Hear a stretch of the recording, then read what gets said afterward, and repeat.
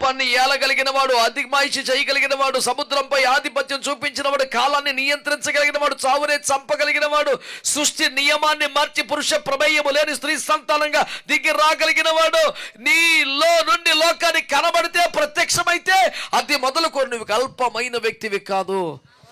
దేవుని యొక్క ప్రత్యేకమైన కార్యం నీలో జరగబోతుంది అన్నమాట. నీ ద్వారా జనములకు దీవెన, దేవునికి మహిమ కలుగుతాయి. ఈ రోజు క్రిస్మస్ మధ్య ఏంటి తెలుసా? నేను ఇక మీదట అల్పమైన వ్యక్తిని కాదు. Take this word as a promise and go with hope and faith. దేవునికి స్తోత్రం కలుగునగా. ఈ మాటను వాగ్దానంగా ఎత్తిపడు. నువ్వు చేసే ప్రతి ప్రార్థనలో, ప్రభువా నువ్వు నాలో ఉన్నావు గనుక నాలోంచి ఎదుటి వారికి కనబడబోతున్నావు గనుక ఇక మీదట నేను ఎంత మాత్రం అల్పమైన వ్యక్తిని కాను అనే ఒప్పుకోలతో, విశ్వాసంతో నువ్వు ముందడుగు వేయడానికి స్టార్ట్ చేయి.